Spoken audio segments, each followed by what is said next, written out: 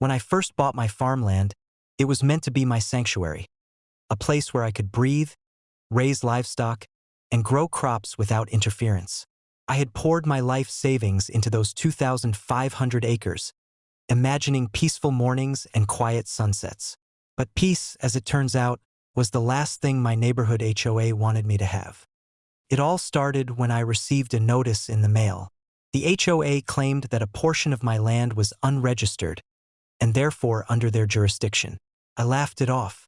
Surely, no organization could claim 2,500 acres of private farmland without my consent. But the laughter faded when, a month later, I saw a headline in the local newspaper: HOA sells 2,500 acres of prime farmland in rural county. New owners take possession. My blood ran cold. They had sold my land, complete with my livestock barns, irrigation systems, and even my orchard, to an anonymous investment group, for a fraction of what it was worth. Every phone call to the HOA was met with the same robotic response: "This matter is settled." I realized immediately that if I wanted justice, I couldn't wait for the courts to move at their glacial pace. I had to use the law as cleverly as they had tried to manipulate it. And so, I spent weeks poring over local property codes, HOA bylaws, and contract law. That's when I found it. The HOA had failed to follow multiple procedural steps required to legally sell any property. Not just mine, but any property under their management. In short, the sale was entirely illegal. Here's where it gets interesting. I didn't just want my land back. I wanted them to feel the exact same panic I had felt when they sold it. The HOA's own rules stated that any member who had their property wrongfully seized or mismanaged had the right to place a legal lien or claim against the association's assets. So I went to work. I drafted legal notices claiming ownership over several of the homes and community properties the HOA managed, citing the exact same procedural failures they had committed against me.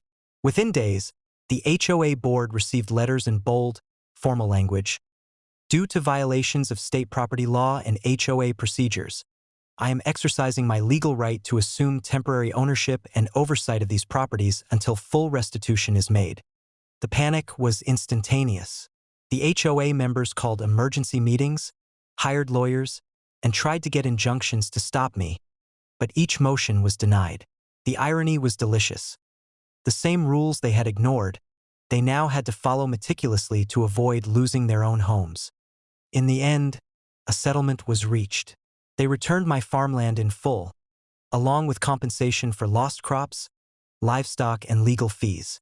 In return, I relinquished my claims on their properties, but not before making it clear that any further interference with my land would be met with the same creative legal force.